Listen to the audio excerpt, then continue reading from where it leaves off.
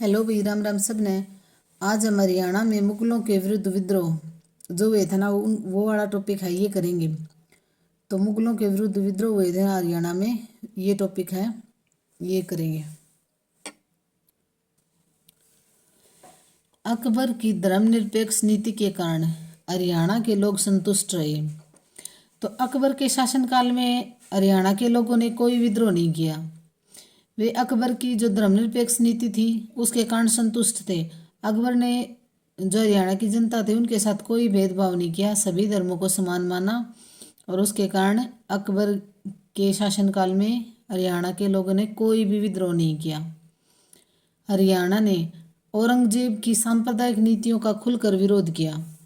तो जो औरंगजेब था ना, उसने हरियाणा की जनता को खूब परेशान किया। उसने सांप्रदायिक नीतियां अपनाई जनता को परेशान करने के लिए। तो औरंगजेब के शासनकाल में हरियाणा की जनता ने खुलकर विरोध किया। औरंगजेब को क्या कहा जाता है? जिंदा पीर। तो देखो भी, अकबर के शासनकाल में कोई विद्रोह नहीं हुआ और औरंगजेब के शासनकाल में हरियाणा की जनता ने विद्रोह किए। प्राचीन काल का अंतिम हिंदू सम्राट हर्षवर्धन था, जिसका शासनकाल था 606 से 647 तक। देखो, ये प्राचीन काल का पूछ रखा है, तो प्राचीन काल का अंतिम हिंदू सम्राट कौन था? हर्षवर्धन। 606 से 647 तक उनका शासनकाल था। और दिल्ली का अंतिम हिंदू शासक पूछे तो कौन था? विक्रमादित्य एमू हेमचंद्र, जो हमारे रेवाड़ी से थे। ठीक है।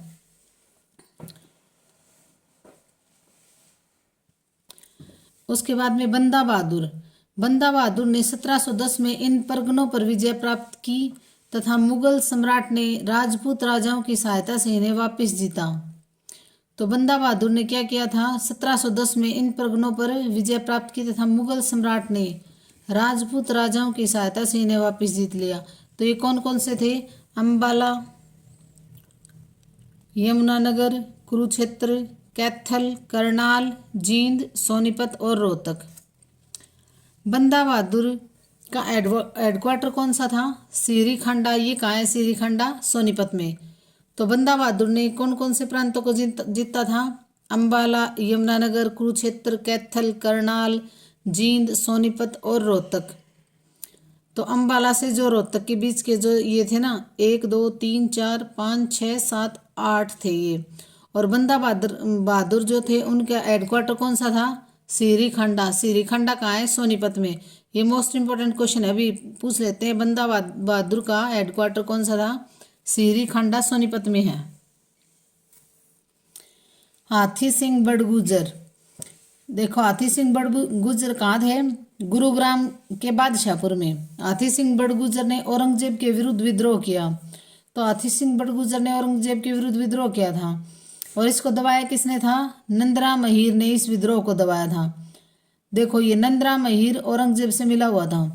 तो हाथी सिंह बड़गुजर ने औरंगजेब के विरुद्ध विद्रोह किया और किसने उसको दबाया था? हाथी सिंह बड़गुजर को नंदराम अहीर ने।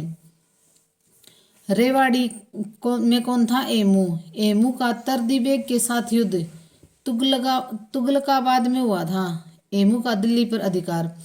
और एमू ने जो तुगलकाबाद में जो युद्ध हुआ था ना, उसके बाद में एमू ने दिल्ली पर अधिकार कर लिया था। तो एमू हेमचंद्र विक्रमादित्य भी बोलते हैं। ये कहाँ से थे? रेवाड़ी से, फरीदाबाद।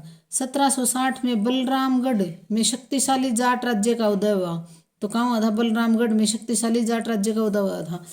तो ये वल्लभ सिंह ने 1763 में बड़ी वीरता से मराठा व मुगल सेना का सामना किया था। तो वल्लभ सिंह ने, फरीदाबाद में कौन थे? वल्लभ सिंह ने 1763 में मराठा और मुगल सेनाओं का सामना किया था। अब आते हैं तावड़ू।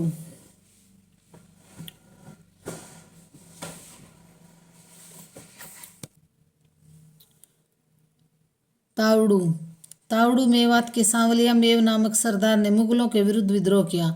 तो तावड़ू से विद्रोह किसने किया था? सांवलिया मेव ने। बस इतना याद रख लो, सांवलिया मेव ने कहाँ से विद्रोह किया था? तावड़ू से। और विद्रोह इतना भयंकर था कि औरंगजेब को स्वयं सेना लेकर आना पड़ा था। औरंगजेब को स्वयं सेना लेकर आना पड़ा था। तो तावड़ू मेवात के सांवलिया मेव ने सरदारों के सरदार ने मुगलों के विरुद्ध विद्रोह किया था। तो तावड़ू से कौन थे? सांवलिया मेव, जिन्होंने विद्रोह किया था। नंदराम ने आथी सिंह, देखो भाई नंदराम ने क्या किया था, औरंगजेब ने ना फिर एक चाल चली थी। जब ये तावड़ू से सांवलिया मेव और आथी सिंह बड़गुजर और ये जो तंग कर रहे थे ना, तो औरंगजेब ने क्या चाल चली थी, नंदराम को कहा कि तुम आथी सिंह बड़गुजर को पकड़वाओ। तो नंदराम ने क्या किया, आथी सिंह बड़गुजर को पकड़वा दिया। अब आथी सिंह बड़गुजर ने क्या किया, सांवलिया मेव को मरवाया। तो देखो औरंगजेब ने क्या किया, नंदराम को कहा कि तुम आथी सिंह बड़गुजर को पकड़वाओ। नंदराम ने आथी सिंह बड़गुजर को पकड़वाया और आथी सिंह बड़गुजर ने फिर क्या किया, सांवलिया मेव को मरवा दिया। ये दोस्त थे आपस में। तो इनको नंदराम को क्या मिला, रेवाड़ी की जागीर दे दी औरंगजेब ने। तो देखो औरंगजेब ने अपना काम कैसे निकलवाया, नंदराम को रेवाड़ी की पूरी जागीर दे दी और आथी सिंह बड़गुजर को क्या किया, ये गुरुग्राम बादशाहपुर है ना, ये इलाका दे दिया आथी सिंह बड़गुजर को, और नंदराम को रेवाड़ी की। तो इन्होंने क्या किया, सांवलिया मेव को मरवा दिया। देखो भाई औरंगजेब ने क्या किया था, नंदराम अहीर से खुश होकर औरंगजेब ने रेवाड़ी की जागीर दे दी।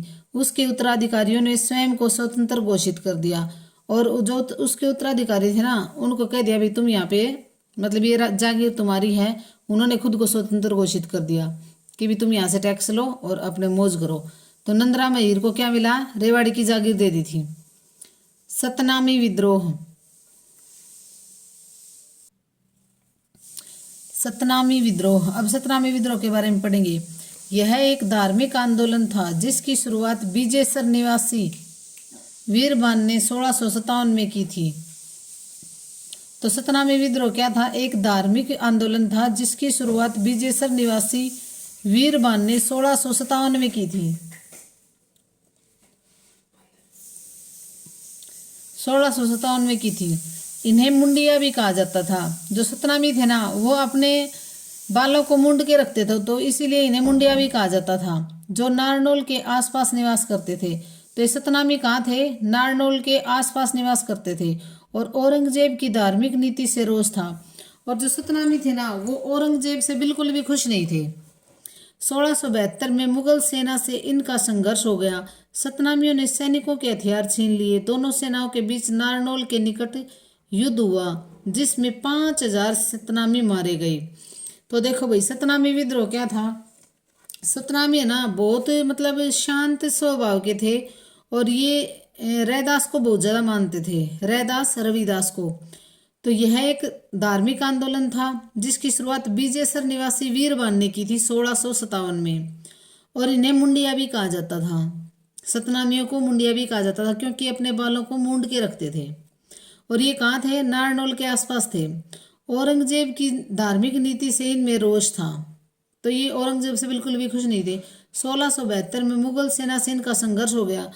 ये ना मुगल सेना से इनका संघर्ष कैसे हुआ, एक सतनामी था जो अपने चुपचाप जा रहा था, तो एक जो मुगल सैनिक था ना, उसने क्या किया, इसको मतलब जोर से थप्पड़ मारा। तो उसको ये लगा कि भी मैं तो अपने चुपचाप जा रहा था, मेरे साथ इसने ऐसा क्यों किया। तो उसने सतनामी ने क्या किया, उसको वहाँ मतलब अच्छा लड़ाई झगड़ा हो गया।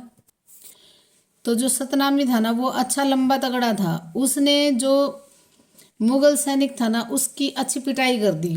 तो उसके बाद में ना दोनों सेनाओं के बीच नारनौल के निकट युद्ध हुआ था, जिसमें ना मुगल सेनाओं ने क्या किया भाई, मुगल सैनिकों के पास तो हथियार थे, उन्होंने सतनामियों को मार दिया और 5000 के लगभग सतनामी मारे गए थे। तो देखो 1543 में सतनामी पंथ बना था। तो कब बना था ये, 1543 में। ये इम्पोर्टेंट पॉइंट है, 1543 में सतनामी पंथ बना था। 1657 में वीरबान ने इसे फेमस किया था। तो फेमस किसने किया था, वीरबान ने। कब किया था, 1657 में। और 1672 में औरंगजेब से लड़ाई हुई थी। और फिर औरंगजेब से लड़ाई सतनामियों की कब हुई थी, 1672 में। तो ये सतनामी विद्रोह कहाँ था, नारनौल में हुआ था। और यह एक धार्मिक आंदोलन है। सतनामी क्या है, धार्मिक आंदोलन था जिसकी शुरुआत विजयसर वीरबान ने की थी और इन्हें मुंडिया भी कहा जाता है। देखो भी एक दो ये दो चार की पॉइंट है ये और देख लो। अब तक है ना 14 विक्रमादित्य हुए हैं और हेमू जो हेमचंद्र थे रेवाड़ी से वो लास्ट विक्रमादित्य थे। हेमू रेवाड़ी का शासक था, उसे सूर शासक आदिल शाह ने अपना सेनापति नियुक्त किया था। तो देखो स्टार्टिंग में हेमू रेवाड़ी का शासक नहीं था, पहले वो सूर शासक जो आदिल शाह था ना उसका सेनापति था और उसने 22 लड़ाई लड़ी और सब में जीता था। 22 लड़ाइयों में सब में जीता था। कौन? हेमू हेमचंद्र। औरंगजेब को क्या कहा जाता है? जिंदा पीर। औरंगजेब के समय क्या हुआ था? जाट विद्रोह या तिलपत। तिलपत क्या? फरीदाबाद का 1669 में गोकुला जाट तिलपत का युद्ध हुआ था। जाट विद्रोह या तिलपत का युद्ध। तिलपत कहाँ है? फरीदाबाद में है। 1669 में गोकुला जाट और टैक्स बढ़े। औरंगजेब के क्या काल में क्या हुआ? टैक्स बढ़े थे और मंदिर तुड़वा दिए थे। किसने? औरंगजेब ने। औरंगजेब को जिंदा पीर भी कहा जाता है। तो धन्यवाद भी, लाइक शेयर और सब्सक्राइब करना।